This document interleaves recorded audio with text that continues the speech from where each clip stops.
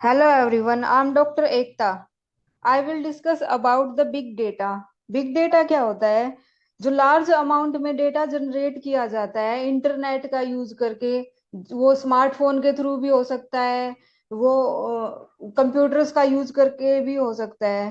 तो वो है कि जो लार्ज डाटा सेट जनरेट किया जाता है, जो बहुत ज्यादा स्पीड से इंक्रीज हो रहा है, वो स्ट्रक्चर्ड अनस्ट्रक्चर्ड डाटा भी हो सकता है। और वो अलग अलग वे से जनरेट किया जाता है, जैसे बिजनेस में, जैसे कि ये जो शॉपिंग साइट्स है, amazon है, फ्लिपकार्ट है, इस पे अलग अलग प्रोडक्ट्स का डाटा स्टोर है, यूजर्स का रजिस्ट्रेशन करवाया जाता है मशीन्स में का यूज करके। जैसे कि कंप्यूटर से हम फेसबुक चला रहे हैं, तो फेसबुक पे जो डाटा है, इंस्टाग्राम पे जो डाटा है, या हॉस्पिटल्स में जो इलेक्ट्रॉनिक रिपोर्ट्स जनरेट की जाती हैं पेशेंट्स की, या डॉक्टर की बुकिंग की जाती है, या ट्रांसपोर्ट में देख सकते हैं, ट्रांसपोर्ट में जैसे टिकट बुकिंग होती है, प्लेन की होती है, बस की होती है, या ट्रेन की होती है। तो अलग अलग फील्ड में ये बहुत ही लार्ज अमाउंट में डाटा जनरेट किया जा रहा है, और उसी को बोलते हैं बिग डेटा।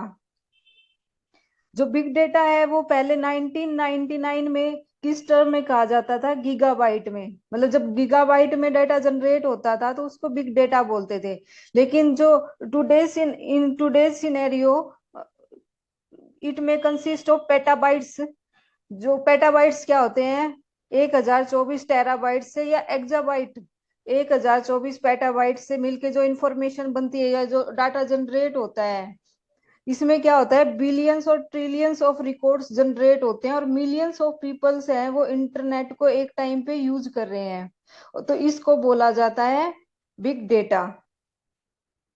बिग डेटा का रिजल्ट क्या होगा? इसमें बिग डेटा से क्या होगा, बहुत ही हाई वॉल्यूम में और कॉम्प्लेक्स डाटा जनरेट होगा। जो जो ट्रेडिशनल प्रोसेसिंग सिस्टम होते हैं उनका यूज करके उस डाटा को प्रोसेस नहीं किया जा सकता।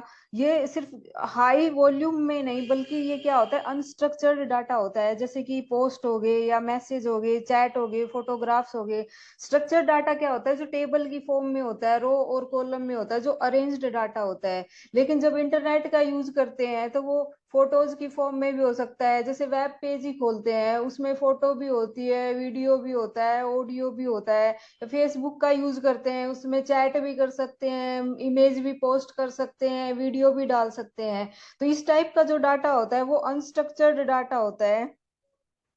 जैसे कि ये हो गया, अलग अलग साइट के थ्रू एक्सेस करते हैं, जैसे ट्वीट का डाटा हो गया, ब्लॉग आर्टिकल हो गए, न्यूज आइटम हो गए, या ओपिनियन पोल्स। जो यूजर्स या कस्टमर है वो अपने पोल डालते हैं, वोटिंग करते हैं, कमेंट करते हैं, ऑडियो वीडियो हो गया। तो जो बिग डाटा है वो ना सिर्फ वॉल्यूम को रिप्रेजेंट नहीं करता, इसमें बहुत सारे चैलेंज आते हैं, जैसे कि डाटा को इंटीग्रेट करना, कंबाइन करना, डाटा को स्टोर करवाना, डाटा को फिर उसको एनालाइज करना, उसमें से सर्च करना, क्वेरी को प्रोसेस करना, ट्रांसफर करना, विजुअलाइज करना। विजुअलाइज मतलब कि उसको चार्ट की फॉर्म में रिप्रेजेंट करवाना। तो ये बहुत सारी प्रॉब्लम फेस की जाती है बिग डाटा में। क्योंकि जो बिग डाटा होता है उसको अरेंज करके, जैसे कि amazon है, तो किस प्रोडक्ट की सेल, किस जैसे किस प्रोडक्ट की सेल कहाँ पे, कौन से एरिया में ज्यादा हुई है, या मेल या फीमेल प्रोडक्ट्स की सेल कौन से एरिया में ज्यादा हुई है। तो इस तरीके से बिजनेस के लिए इंपॉर्टेंट डिसीजन लिए जा सकते हैं, जो कि डायरेक्ट बिग डाटा से पॉसिबल नहीं है। तो इसके लिए क्या है, अलग अलग मेथड अप्लाई किए जाते हैं डाटा को एनालाइज करने के लिए। ये एक एग्जांपल है कि कितना डाटा जनरेट हो रहा है विद इन अ मिनट, मतलब 60 सेकेंड्स में। इतने स्काइप कॉल किए जा रहे हैं, इतने स्टेटस अपडेट किए जा रहे हैं व्हाट्सएप पे, इतने मैसेज सेंड किए जा रहे हैं, इतने नए ट्वीट सेंड किए जा रहे हैं। ये सर्च क्वेरी जो गूगल पे सर्च करते हैं, इतने मिलियन ये ईमेल सेंड किए जा रहे हैं, स्नैप क्रिएट किए जा रहे हैं। इस तरीके से अलग अलग फील्ड में इंटरनेट का यूज करके बहुत ही लार्ज अमाउंट में डाटा को जनरेट किया जा रहा है। फिर नेक्स्ट है, इसकी कैरेक्टरिस्टिक्स क्या है बिग डेटा की, कि किस बेस पे हम कह सकते हैं कि ये डाटा बिग डेटा है। तो इसके जो 5 वीज हैं, 5 वी हैं इसकी कैरेक्टरिस्टिक्स को डिफाइन करने के लिए। फर्स्ट वन है इसमें वॉल्यूम। वॉल्यूम का मतलब क्या होता है कि जो डाटाबेस है वो बहुत ही, जो डाटा सेट होगा बहुत ही लार्ज साइज का होगा, जो ट्रेडिशनल डाटाबेस टूल से प्रोसेस करना डिफिकल्ट होगा, मतलब पॉसिबल ही नहीं होगा ट्रेडिशनल डाटाबेस टूल से उसको प्रोसेस किया जा सके। सेकंड कैरेक्टरिस्टिक्स है इसकी वेलोसिटी। वेलोसिटी ये होती है कि ये जो किस रेट में डाटा को वो जनरेट कर रहा है, मतलब कितना जल्दी जल्दी डाटा इन यूजर्स हैं या कस्टमर हैं इंटरनेट को यूज कर रहे हैं और डाटा को जनरेट कर रहे हैं। तो ये एक्सपोनेंशियली उसमें डिग्री में जनरेट होता है डाटा।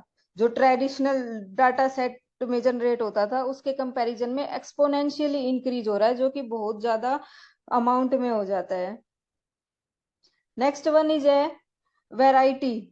जो डाटा सेट है वो एक टाइप का नहीं होगा, इसमें अलग अलग टाइप का डाटा होगा, जैसे स्ट्रक्चर्ड, सेमी स्ट्रक्चर्ड या अनस्ट्रक्चर्ड डाटा। स्ट्रक्चर्ड तो टेबल की फॉर्म में हो जाएगा, अनस्ट्रक्चर्ड है उसका कोई स्ट्रक्चर फिक्स नहीं है, ऑडियो वीडियो इमेज सब मिक्सअप होगा। सेमी स्ट्रक्चर्ड में है वो इन दोनों का कॉम्बिनेशन होगा। तो अलग अलग टाइप में डाटा होगा, जैसे text, image, video, web page, etcetera. Next है वेरिसिटी। वेरिसिटी का मतलब होता है ये जो डाटा होगा ना इनकंसिस्टेंट होता है, मतलब नॉइसी होता है। इसमें डाटा को देख के कोई क्लियर मीनिंग नहीं होता, उसके दो तीन मीनिंग निकल रहे होते हैं, जो डाटा की अबनॉर्मेलिटी को शो करता है। तो इस टाइप का भी डाटा होगा ना वो ट्रस्ट वर्दी नहीं होता, और वो मिसलीड या रॉन्ग रिजल्ट दे सकता है। तो इस टाइप के डाटा को भी क्या बोलेंगे, big data. Last one is value. जो बिग डाटा होता है उसका मतलब ये नहीं होता कि सिर्फ लार्ज अमाउंट में डाटा को कलेक्ट कर लेना। वो बिजनेस पर्पज के लिए कलेक्ट किया जाता है ताकि आगे उसके बेस पे इंपॉर्टेंट बिजनेस डिसीजन लिए जा सके। जैसे कि कहाँ पे प्रोडक्ट को सेल करना है, या जैसे बैंक को नई ब्रांच खोलनी है तो कहाँ पे कस्टमर ज्यादा है, कौन से एरिया में नई ब्रांच खोलना सही रहेगा।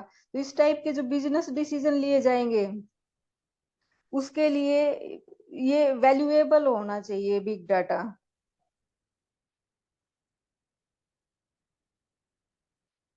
तो जो बिग डाटा है इसको एनालाइज करने के लिए और मैनेज करने के लिए कुछ टेक्नोलॉजी और टूल्स यूज किए जाते हैं। जैसे इसमें ये है हैडूप, स्पार्क, एनएसक्यूएल डाटाबेस और डाटा माइनिंग टेक्निक्स का यूज किया जाता है। इन टूल्स का यूज करके क्या होगा, डाटा को प्रोसेस किया जाएगा और एनालाइज किया जाएगा। जो उसमें पैटर्न और ट्रेंड्स हैं उनको फाइंड आउट करने के लिए, उसमें से यूजफुल इंफॉर्मेशन निकालने के लिए, कि ताकि उसके बेस पे डिसीजन लिया जा सके और कॉम्पिटिटिव बिजनेस में एडवांटेज लिया जा सके उसका। तो यहाँ पे कुछ ये टूल्स दिखाए गए हैं, टूल्स और टेक्नोलॉजी बिग डाटा को अरेंज करने के लिए। पहले तो इसमें डाटा सोर्स तो है कि कहाँ कहाँ से डाटा आता है। तो डाटा जैसे फेसबुक, ट्विटर, यूट्यूब पे जो डाटा हम सर्च करते हैं, वीडियो अपलोड करते हैं या डाउनलोड करते हैं, जैसे एंटरटेनमेंट के हैं, एजुकेशन के हैं, या फिर हॉस्पिटल में है जो पेशेंट्स की रिपोर्ट है, ई रिपोर्ट जनरेट की जाती है, या ट्रांसपोर्ट में बुकिंग की जाती है। तो अलग अलग जगह पे, जैसे स्नैपचैट पे वीडियो अपलोड किए जाते हैं, डाउनलोड किए जाते हैं। तो ये बहुत सारे सोर्स हो सकते हैं डाटा के। फिर है डाटा स्टोरेज। तो ये अपाचे का हैडूप सॉफ्टवेयर यूज करके डाटा को स्टोर किया जाता है, मैनेज किया जाता है, रिट्राइव किया जाता है, या मोंगो डेटाबेस का यूज किया जा सकता है। ये अलग अलग सॉफ्टवेयर हैं। फिर होता है डाटा माइनिंग। डाटा माइनिंग से क्या होता है कि जो उसमें हिडन पैटर्न होते हैं या जो एनोमली है उनको दूर किया जाता है, डाटा का रिलेशनशिप फाइंड आउट किया जाता है। इसके लिए ये रैपिड माइनर और ये सॉफ्टवेयर यूज कर सकते हैं। फिर होता है डाटा एनालिसिस। डाटा एनालिसिस में क्या होगा, इंपॉर्टेंट इंफॉर्मेशन, जो बिजनेस के लिए इंपॉर्टेंट इंफॉर्मेशन है वो फाइंड आउट की जाएगी। तो उसके लिए अपाचे का स्पार्क सॉफ्टवेयर, काफका सॉफ्टवेयर, ये सॉफ्टवेयर इसके लिए यूज किए जाते हैं। फिर नेक्स्ट है इसमें डाटा विजुअलाइजेशन। डाटा विजुअलाइजेशन होता है डाटा को ग्राफ्स और चार्ट की फॉर्म में रिप्रेजेंट करवाना। डाटा एनालिसिस से इंपॉर्टेंट इंफॉर्मेशन गैदर कर लेंगे, पर उसको विजुअलाइज फॉर्म में रिप्रेजेंट करवाने के लिए डाटा विजुअलाइजेशन का यूज किया जाएगा। उसके लिए जो सॉफ्टवेयर यूज होते हैं वो लुकर एक्सेट्रा, ये सॉफ्टवेयर इसके लिए यूज किए जाते हैं। ये था बिग डेटा का कंसेप्ट। Thank you.